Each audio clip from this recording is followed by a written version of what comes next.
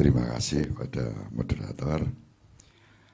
Assalamualaikum warahmatullahi wabarakatuh. Salam sejahtera untuk kita semua. Shalom, rahayu, rahayu. Nah ini yang khas Katolik, Gus. Berkah dalam. Jawabannya sama, berkah dalam. Artinya Tuhan memberkati kita semua. Apapun agama, kepercayaan, suku, dan latar belakang kita semua diberkati. Ngayuk Jokarto Hadiningrat, sampean dalam itu representasi dari ngerso dalam. Berkah dalam itu representasi dari Tuhan yang Maha Esa yang memberkati kita semua.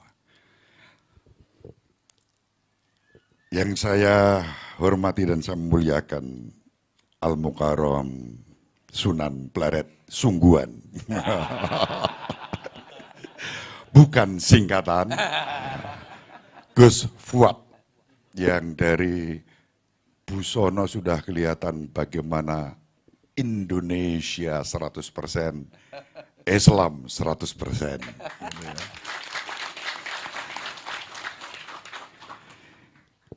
Abangku, ya, abang tadi beliau mas, saya abang. Jenengan loh. Kulo niku agak 17 tahun. Jenderalku Pak Nur yang luar biasa. Kami ini saling mengidolakan, tapi ketemunya di pendopo Sunan Pleret. Dan yang saya kasih Ustadz Marhem Ali, yang ketika ngendiko tadi, dari seluruh wajah, hati, auranya, di pandangan saya, Katolik banget.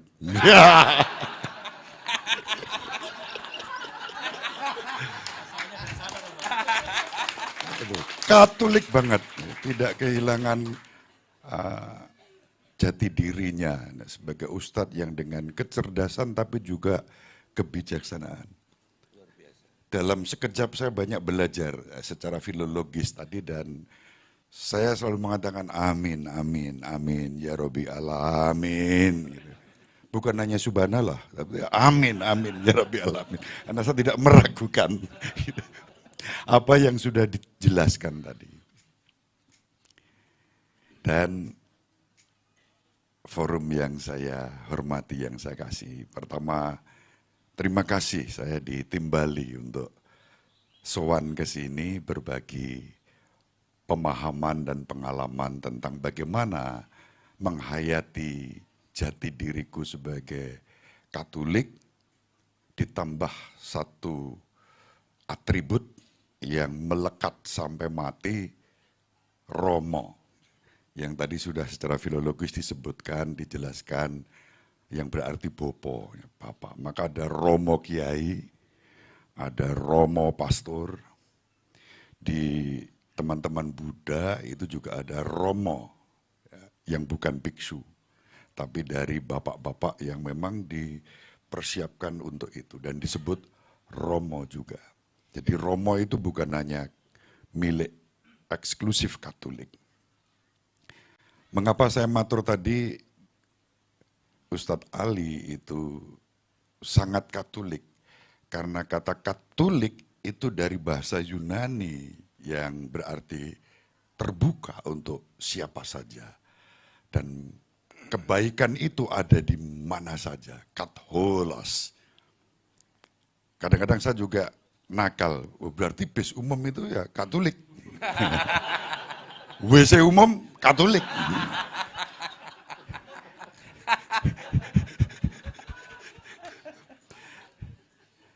Yang berarti memang bersedia ya, dalam duduk bersama, berdialog, dan moderator sudah sangat, itu sebenarnya yang saya siapkan, sudah dibilang oleh moderator, saya mau ngomong apa lagi.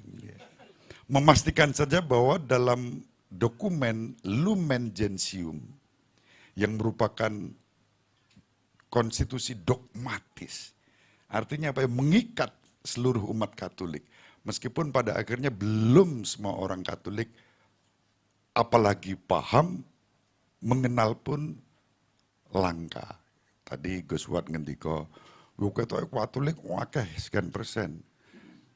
Di gereja saya sekarang Gus, umat saya itu data statistik 2.187 jiwa, 904 KK. Tapi Sabtu Minggu yang ke gereja nggak sampai 1.000. Ya.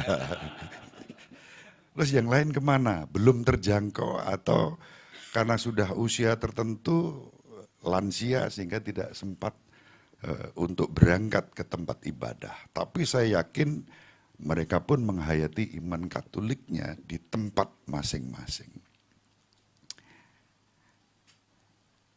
Lumen Gentium yang kemudian ini di artikel 16 lalu dijelaskan dalam seluruh deklarasi atau pernyataan yang disebut Nostra Aetate, ya bahasa Latin, Lumen Gentium juga bahasa Latin yang berarti terang segala bangsa, maka tidak ada diskriminasi, semua.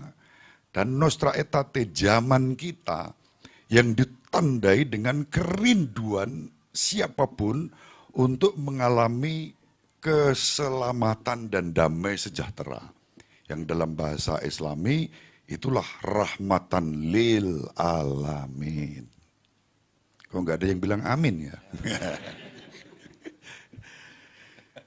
Karena kalau di gereja saya bilang amin, ragu-ragu jawab amin, saya bilang yang nggak bilang amin nggak dapat makan siang. Gitu. Langsung suruh amin. Gitu. Ya nanti dapat makan siang di rumah masing-masing. Gitu. Ketika pilpres kemarin pada takut nyebut amin. Iya. Karena sangat politis ya. Tapi juga banyak yang nggak berani menerima ganjaran ya Pak. Hanya 20% nggak sampai Pak.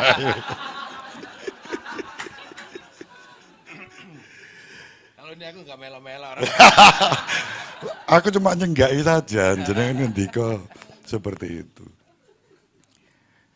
Dikatakan di Lumen Gentium artikel 16 dan seluruh Nostra Aetate untuk menjawab kerinduan semua orang tanpa diskriminasi, maka gereja Katolik mengajarkan kepada umatnya bahwa gereja Katolik tidak menolak apapun yang baik, yang benar, yang suci, yang mulia, yang ada dalam semua agama dan kebudayaan.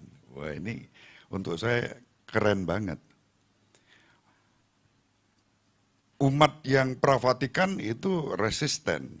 Wah ini Katolik kehilangan punjerannya ini. Kok lalu semua seakan-akan sama rata sama rasa. Tidak, tapi itulah cara pandang yang kemudian diikuti ajaran. Karena itu hendaklah gereja Katolik mendorong putri-putranya supaya bekerja sama dengan semua orang, apapun agama dan latar belakang kebudayaannya, di bidang sosial, spiritual, kultural, sekarang saya tambahkan ekologal karena ilmu lingkungan yang saya geluti. Dan ketika sampai di ekologi, saya semakin diyakinkan, oh ternyata semua itu terhubung. Tak ada satupun, bahkan makhluk apapun di dunia ini yang lepas dari yang lain. Ketika kita bicara tentang Islam, rahmatan lil alamin, menjadi damai untuk seluruh alam semesta dan isinya. Dalam Injil dikatakan pergilah, wartakanlah sukacita Injil kepada segala makhluk, termasuk makhluk-makhluk halus. Gitu ya. Yang tidak pernah demo. Gitu. Wah, makhluk halus tidak pernah demo. Gitu. Paling yang seluwi wong siji nyaman. Kenapa? Katanya di sana panas banget. Ayo ngerokok panas.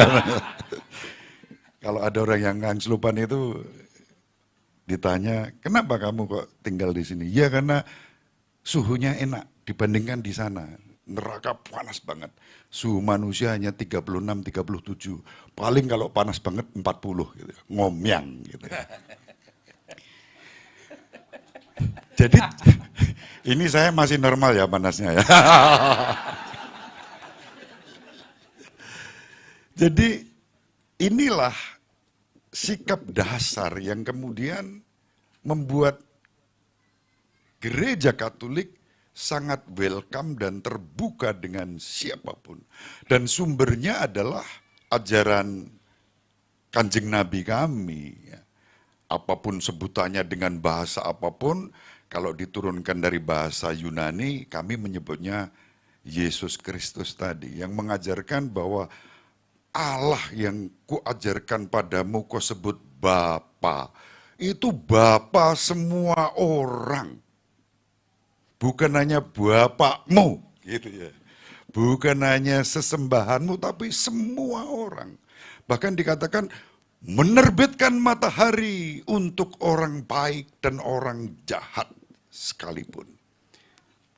Apalagi kalau saya menjemur ini celana sarung saya, lalu Gus Fuad juga menjemur. Dijemur di tempat yang sama, keringnya pasti bareng. Matahari tidak akan mengatakan, wah celana Romo Budi rasa garing-garing. Yang dipakai Gus Fuad cepat garing. Soalnya bojone akeh. Romo ora duwe.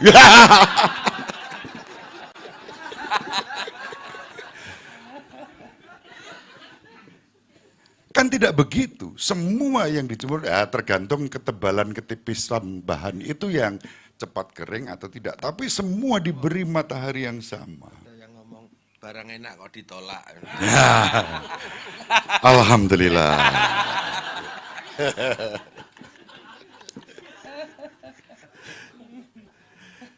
Kalau saya kan jomblo karena pilihan. Gitu. Kalau Mas Wawan yang dari Semarang itu jomblo karena kepeksa. Ini. Jauh-jauh dari Semarang yang tadi ini Mas Wawan, Pendeta Wawan.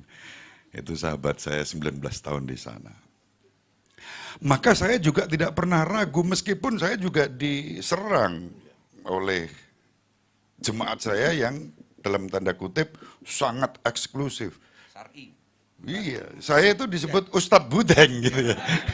Kamu katanya pendeta Bambang Nurseno, Iya. kalau di Islam itu sering disebut kadarun atau Kadarun, kadrun. ya, Kalau non Muslim ya badrun. Badrun. Tapi ya Katolik kadrun ya ada. Gitu. Jadi di medsos saya, di channel YouTube saya Alois Budi Purnomo TV itu ada komentar-komentar yang menyebut saya ini bidat sesat pemuja Islam. Wah, alhamdulillah. Saya jawab itu. Saya kasih simbol love. Kenapa? Kasihilah orang yang memusuhi kamu, kan begitu.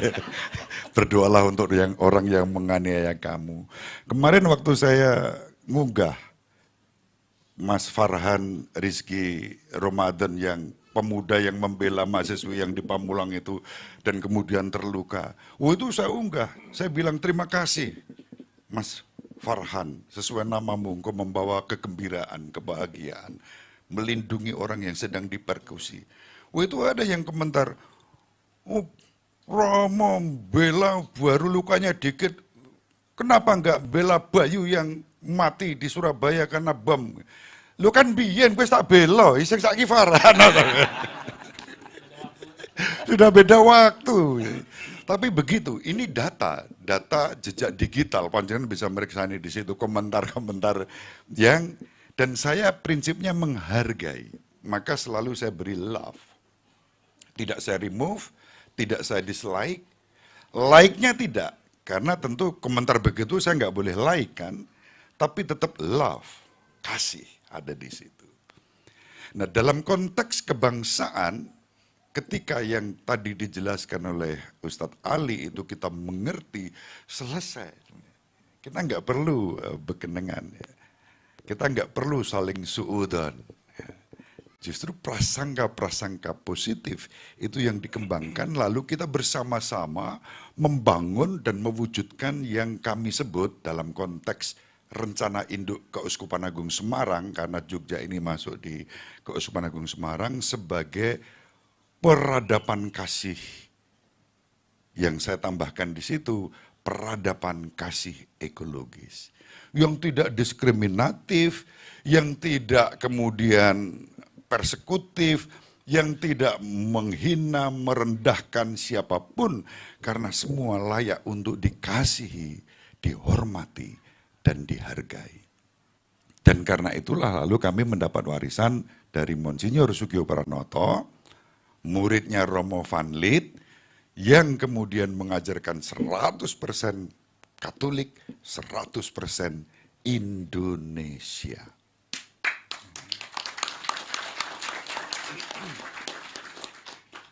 Mas Wawan itu tahu pengalaman saya 19 tahun di Semarang.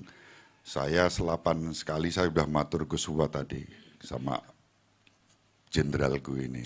Saya sudah matur kalau di Semarang saya itu ya ngaji di pondok itu udah biasa. Setiap selapan sekali malam Senin Legi saya ngaji di pondok pesantren Al-Itqon di tempatnya Mbah Ubaid. Gus Ubaidillah Sodakoh. Ngaji budaya dan saya Romo masuk di situ disebut juga santri-santri bajingan. Jangan suudon dulu, bajingan tuh bagus sejahtera, bar ngaji mangan. Gitu. Sampai hari ini masih berjalan. Ada Romo, ada penyair, ada musisi, ada filsuf, kumpul setiap selapan sekali, malam Senin Legi. Ketika saya mau pindah ke Wates, saya sowan Gus Ubaid, Gus kalau badhe pindah Wates Kulon Progo, nyun pamit, nyun pengestu, nyun disuwuk. Tanggal 12 saya berangkat dari Banjardowo ke Wates, tanggal 11 saya masih di pondok pesantren Leteh, Rodotus Talibin, Gus Mus. Saya yang minta disuwuk oleh beliau. Gus kalau badhe pindah Kulon Progo nyun disuwuk. Ya beliau kan di depan santri-santrinya. Piye iki Romo njaluk disuwuk kiai. Karena apa? Doa beliau pasti bagus. Tadi apa yang baik, yang benar dan suci dan mulia yang ada dalam semua agama dan kebudayaan kami menghargai, menghormati. Cara nyuwuknya sederhana, teman-teman. Beliau saya bawa minuman, monggo Gus. Lalu dibuka sedikit, diminum, selanjutnya saya yang menghabiskan. Niku cara nyuwuk nih. Tapi ya didoakan dulu bersama santri-santri. Demi kesehatannya Romo, demi kelancaran pelayanannya dan seterusnya. Jadi yang seperti itu bagian dari bukan sekadar pemahaman, tetapi yang tadi saya matur pengalaman. Kalau dalam hal ungkapan iman, ya tentu berbeda. Jangankan dengan Islam, dengan sesama yang mengimani Yesus Kristus, Katolik dan Protestan, berbeda. Kami berdoa dengan membuat tanda salib dalam nama Bapa dan Putra dan Roh Kudus, amin. Salib kami ada korpusnya, teman-teman Kristen Protestan, tanpa korpus, tapi tidak perlu yang seperti itu lalu dipermasalahkan. Kadang-kadang saya juga nggak setuju, ada yang bilang, lu kalau ada korpusnya kan jelas itu salibnya Yesus. Yang tidak ada korpusnya, ambo salibnya sopo kan gitu.